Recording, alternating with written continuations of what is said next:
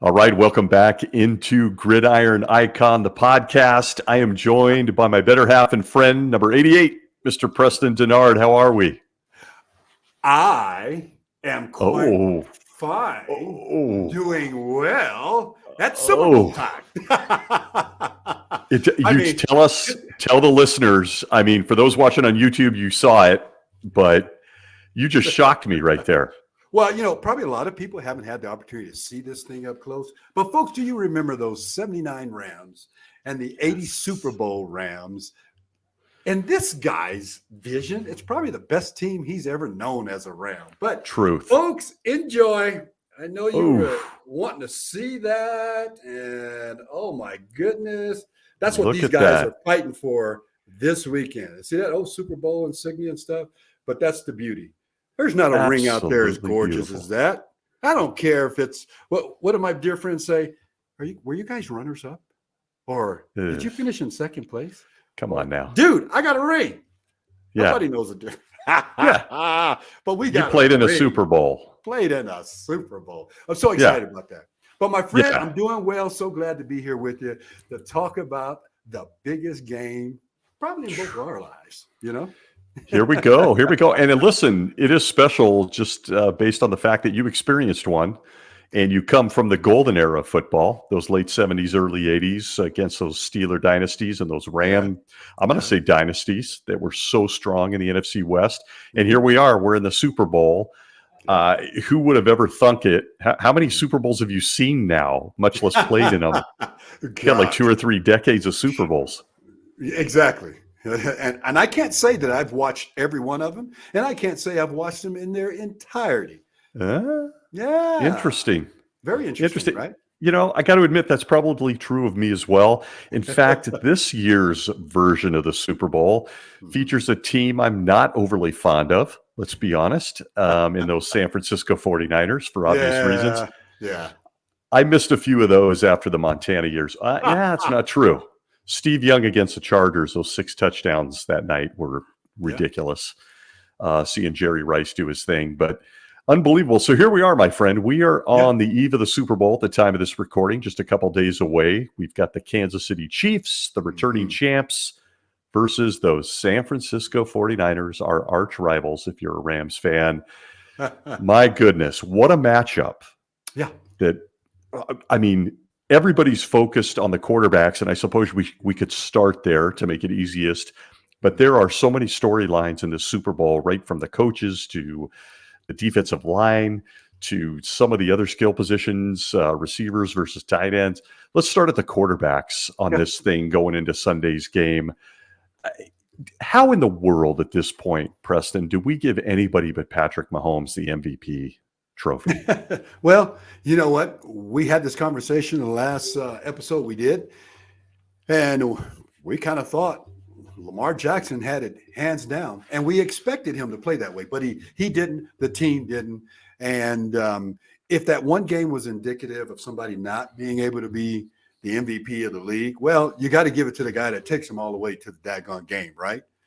But you've already established that it's not going to be Brock Purdy, and he's done a hell of a job. He got his team back to the playoffs, got them into the bowl game. This kid's going to have a really good game. Don't know if he'll outshine Patrick Mahomes, but that 49er defense is going to dictate who's really going to be successful in that bowl game. That's my prediction. Okay, we're going to unpack that a little bit and talk about that. Sticking with the quarterbacks, Mahomes is incredible. He's generational. He does stuff every game, and it seems like he's at his best when the other GOATs, the Montanas, the Bradys are talked about on the biggest stage. Yeah. The Chiefs hit the playoffs, and they're a steamroller. Yeah. Now, if you want to call them a dynasty this early on, they pretty much are dressed up as potentially in the 2020s as the dynasty of the National Football League. And of course, it starts with the quarterback, as you're talking about. And Patrick Mahomes is an uncanny quarterback. He's not typical. He's a totally different design of a quarterback. But what you have at quarterback, believe it or not, in my eyes, is you've got the smartest athlete on the field. because he plays out of the box a whole bunch of times, just with his ability to throw off speed passes, misdirected throws where he can throw it back here looking this way. He just does so many things that separates him from everybody else. I don't know anybody else who can do that. Maybe Lamar can do it with his running, but Patrick Mahomes runs well too. But he's very smart. He's uncanny. He's not your typical design of a quarterback, and he makes things happen every time he has the ball in his hands.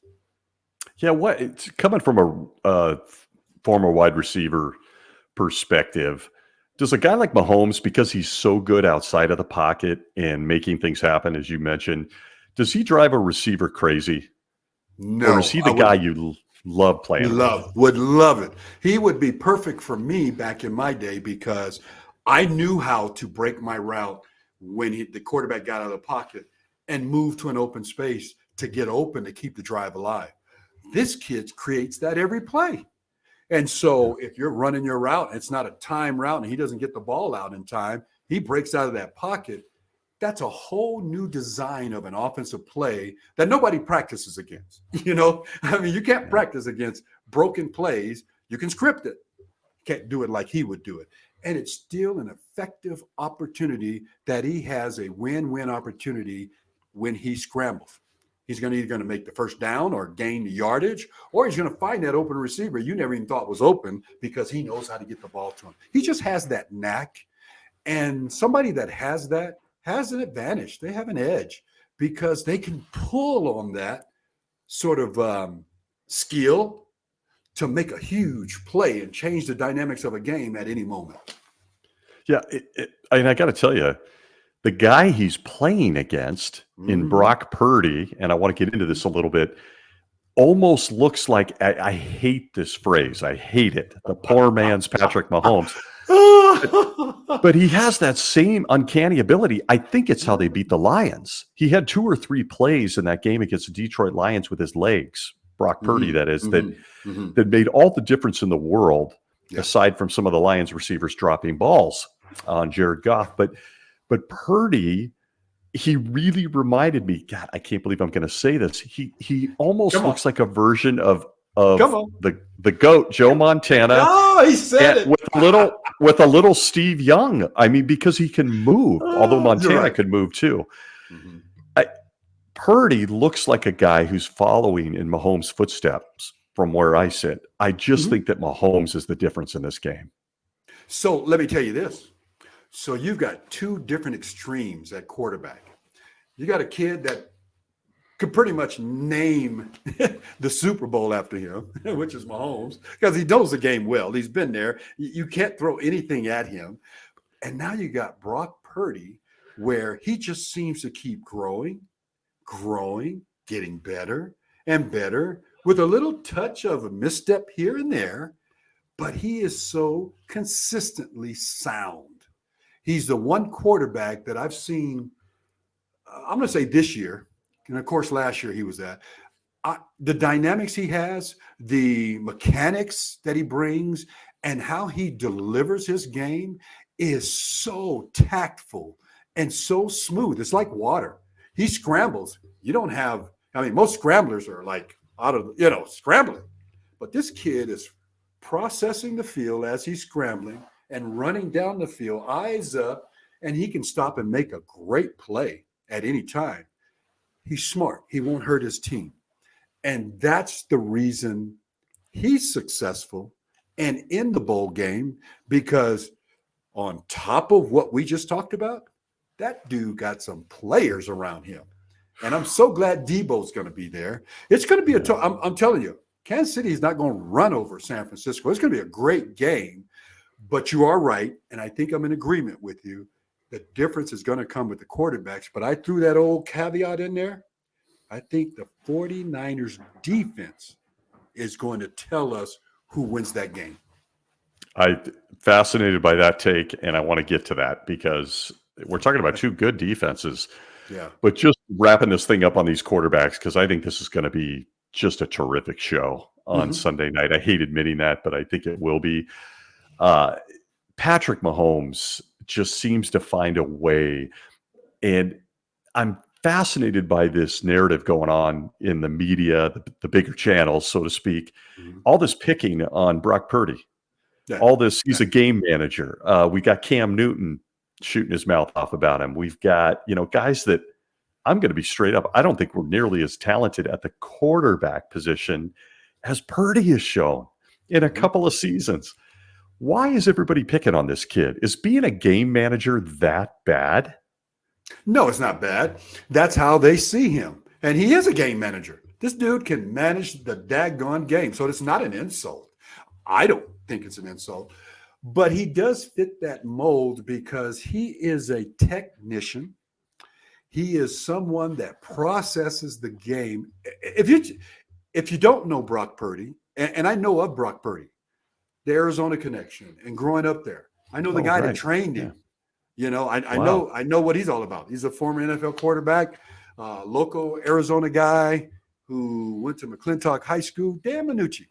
And so Nooch took this kid and molded him. Now, he gave him everything he needed to be a sound quarterback. This is the game. Now, I heard what you just said, but hear what I'm going to say. Brock Purdy grows up. You're not going to see that really young kind of block style kind of. No, you're going to see smooth water. The kid's going to process. He's going to do all the things he's been doing all season long and even last year. And his exact design coming out of college, this is the way he was built. He's not going to be rattled.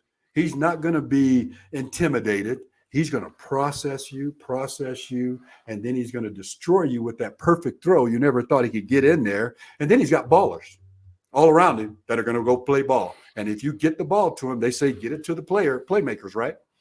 He's got enough of them to get them to. And then when it's all said and done, I know Kansas City's got Pacheco, but dude, you got Christian McCaffrey back there. Come on. Yeah. I mean, that's Mr. Hard Everything. to argue with that. Yeah. You can't argue with it. So if there's a difference in the game, I like defense, and I think defense wins the games. That's why I threw that out about San Francisco. But I'm going to tell you, it may come down to that young man in the backfield for San Francisco too. I just feel like they're built to win it. I do. But you got Kansas City who's been there. So it's really going to be a very, very excitingly watched game. This is the game for the fans. Now, I finished this statement by saying this.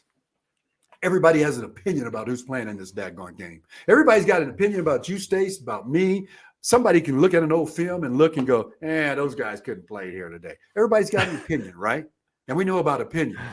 And it's fair for you to have those opinions. But don't think your opinion is correct when that young man, Mr. Purdy, goes out there and prove you wrong. I tell you what, man, it wouldn't shock me. Nah. It wouldn't. This is where legends are born in these games. And they're pros. They're pros. They wouldn't be up there if they couldn't do it. Love the kid's demeanor. You're right. He's got playmakers all around him in Ayuk and George Kittle and Deebo Samuel. I mean, he's loaded for bear. On the offensive side of the ball, and he's just got the demeanor. I can't figure out why people are picking on this kid. Yeah, he's made some mistakes. He's 2-3 years into his career. He was Mr. Irrelevant, and he's in the Super Bowl, folks. He's in the Super Bowl. I mean, you don't take that lightly. Not at all. So let's switch gears for a minute here, and I want to talk coaching in this game because we've got two of the best. I happen to be, as much as I hate that team, a big Kyle Shanahan fan. I like what he does. Yeah. He also drives me nuts because he beats my Rams a lot. But him and McVay, best friends, Matt LaFleur, all these guys, that coaching tree. And then you got Andy Reid, the Steely veteran and Super Bowl champion. Now, multiple Super Bowl championships. This is a fascinating matchup. The old guard versus Shanahan's been around a while, but he's, he choked a Super Bowl. That was a little blunt with the Falcons, 28-3 as the offensive coordinator. He's lost Super Bowls to these very Chiefs. Who has the most pressure going into this game, Andy Reid or Kyle Shanahan? I don't think either one of them have pressure. You can't play under what's called pressure and embrace it. If you're concerned about pressure, you don't need to be there. If you're concerned about pressure, there's no way you would have got there. if you're concerned about pressure, you might as well leave now because the game is intense. And when it's all said and done, the experience I had playing in a Super Bowl, and if I had the opportunity to do it again, it'd be like any other game. It's like any other game. We know it's the game of the season, but when it's all said and done, they're nothing but playmakers out there. They're nothing but ballers. They've been doing this for 18, 19 weeks, 20 weeks, whatever it is. And these guys are ready to, when that gun goes off or they kick off, it's all about playing the game. And so if your head is caught in any other scenario other than what you have prepped yourself for on that first play, yeah, you'll get beat. So I don't think they're concerned about pressure. You'd have to identify what we would have thought pressure would be for them because they've been there. They've been a part of this. They've been in tough games. They've probably been in tougher games than they're going to play in this one, but it's going to be very competitive. So I think whoever has that mindset or whoever chooses to be critical and to speak of, they didn't have any business being there. That's why they're running their mouth, because they can't get on that field and do what these guys are bold and brave enough to do without you having to like break them down. And what is that opinion about anyway? It's not tactful. It's not technical. It's not studious. It's somebody's opinion. So no, those guys are not worried about what you got to say. And this is huge timeline right here with social media, and everybody's got a chance to voice their opinions on their phones and all that. Nah, they could never fit the mold of where these guys are. Yeah, us included, technically. It's really, yeah. And I'll tell you, when it comes to looking at the coaching matchup, I got to believe personally that Shanahan has a little bit more pressure because he needs a W. He needs a win. Yeah. He's a great coach. I don't know. Look, he's been in big games. He hasn't won one. No. And I think it's he's got to be feeling a little bit of that pressure now, especially with the makeup of that. Like, as you mentioned, the Niners are built for championship games. Yeah. That defense, the offense, it's just an incredible group of players that even the offensive line, Trent Williams, it's just it's nuts. I got to believe, I'm just going to throw it in right here, that Shanahan is somewhat relieved to not see Sean McVay and the Rams in the playoffs. I got to tell you, watching what the Lions did and almost completed against San Francisco, I thought, I think the Rams would have finished them. So, yeah, I'm just putting in my plug for my guys. Yeah, go ahead. We love it. Yeah, I thought the same thing with Shanahan going up against another one of his friends in LaFleur in Green Bay, and he rolled them. So this is it for the Niners. I think this year is a big year for these guys, and it goes without saying. Andy Reid, on the other hand, he wins this. Do we call him a Hall of Fame coach at that point? I think he's a Hall of Fame coach anyway, based on I do too. The criteria. So, I don't think this determines one way or another. So the one thing that I'm excited about is he's there again. And then the other scenario is San Francisco is actually back in it, the big game, where they should have been. We probably thought they probably were going to get there the last 2 years or something. But the real difference is Christian. And they've already had the defense. They got Purdy, who's steady and who proved to be the quality of the quarterback they needed to have.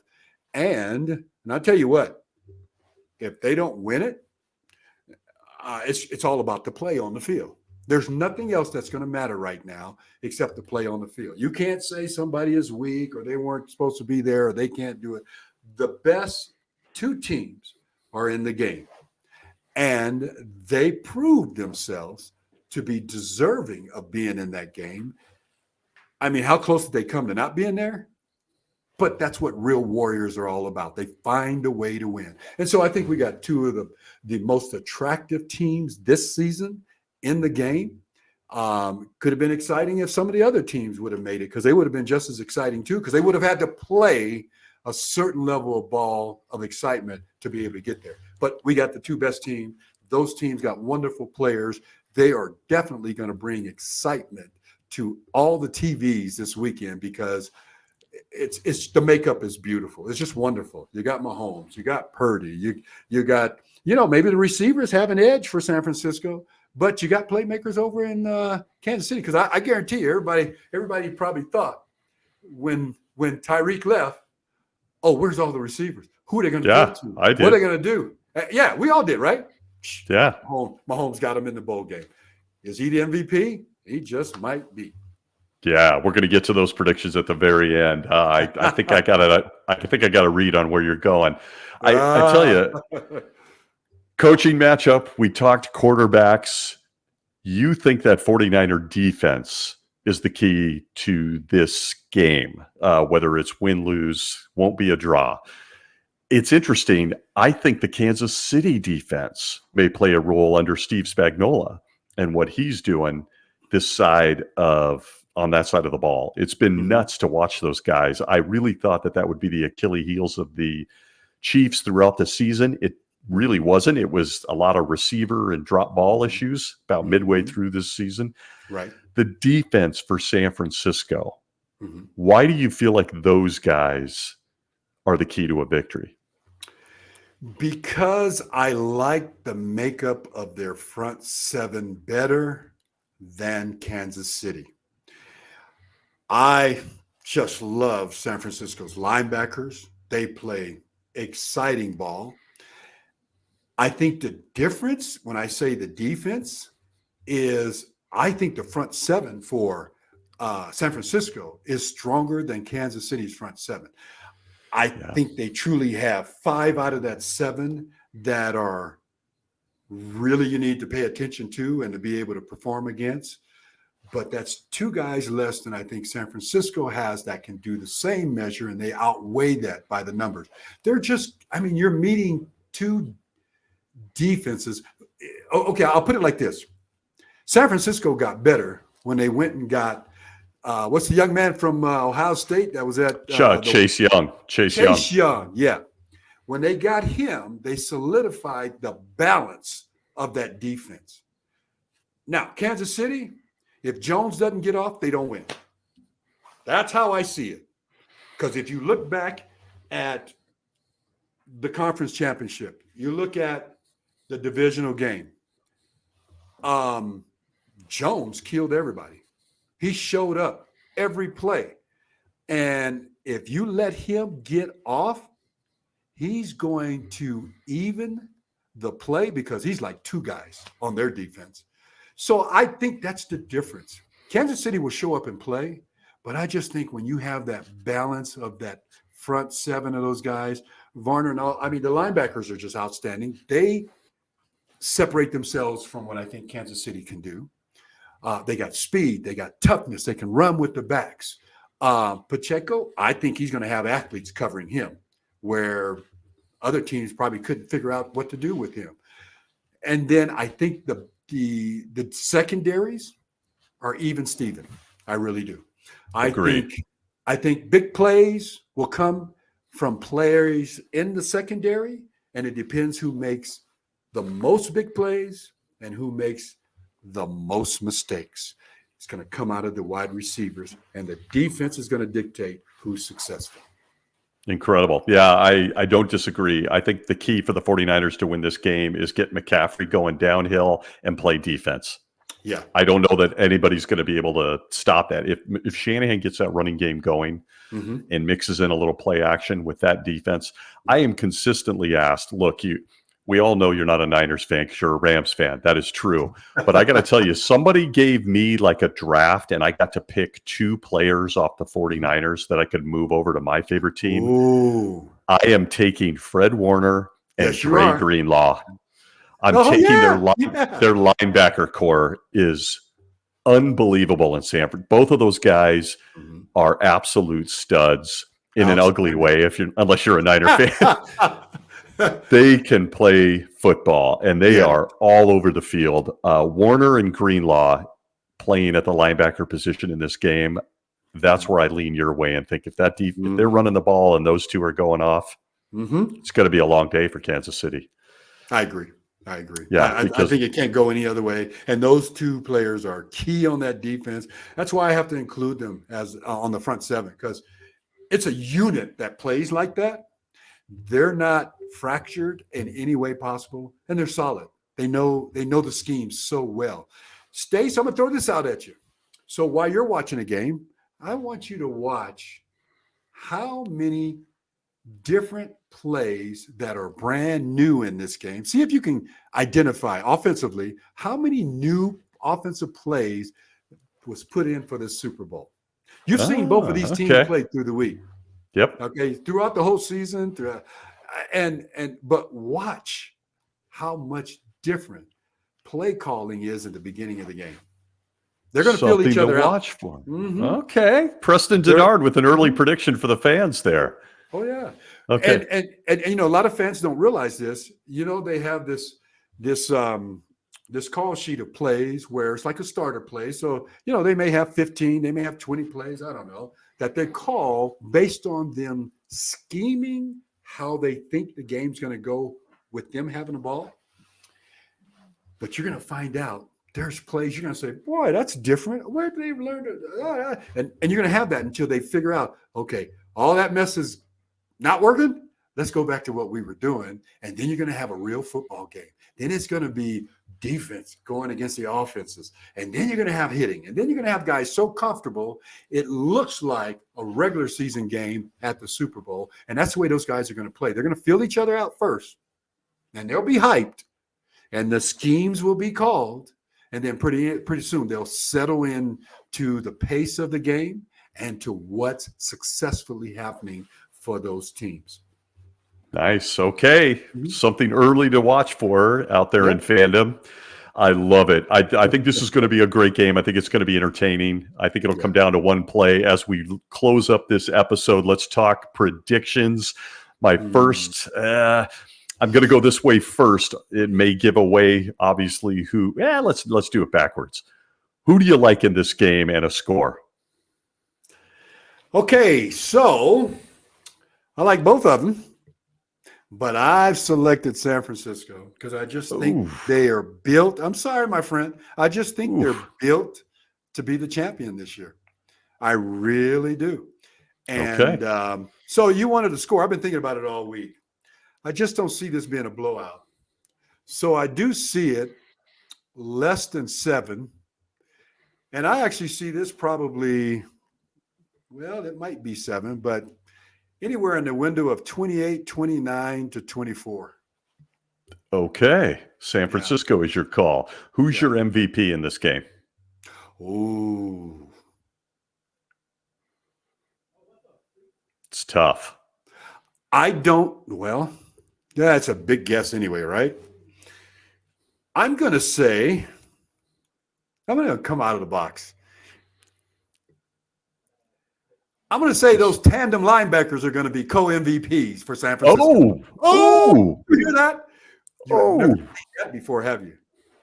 No. Well, I mean, we've had a couple defensive players over the years, but not a tandem.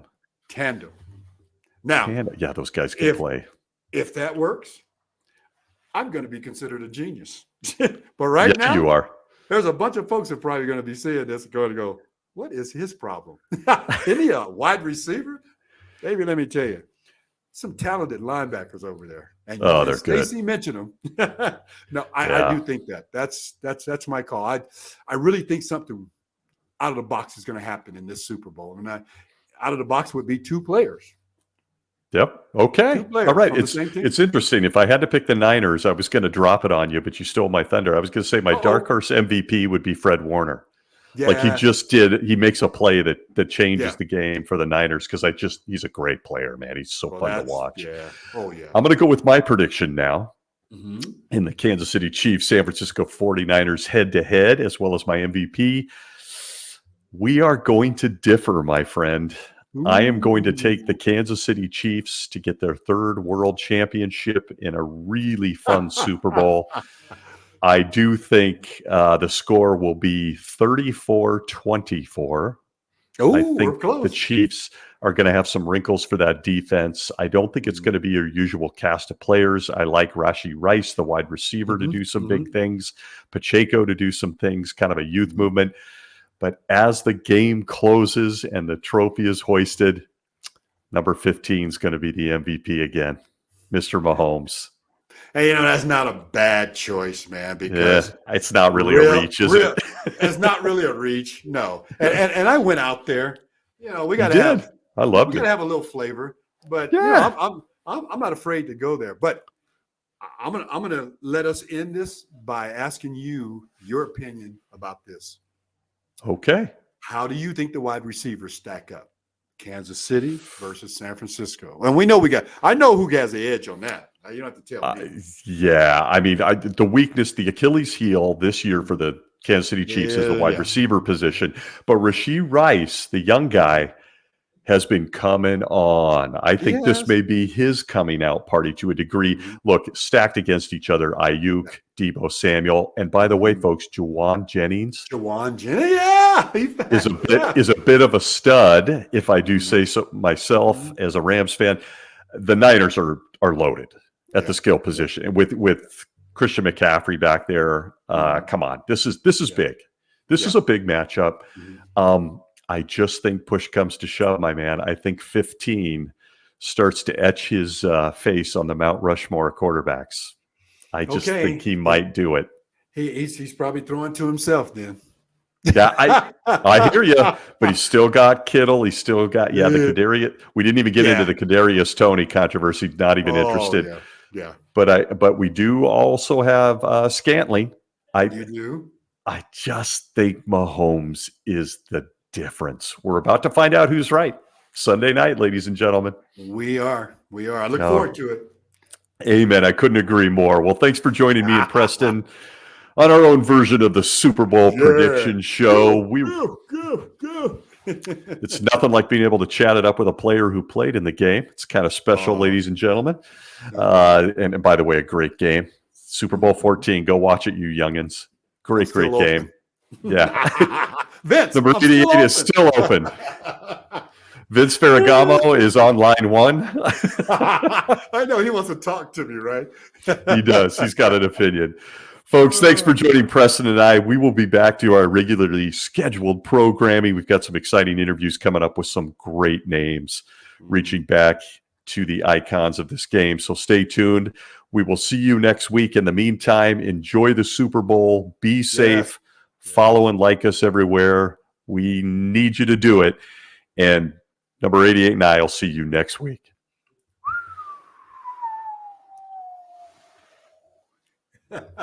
He's still open.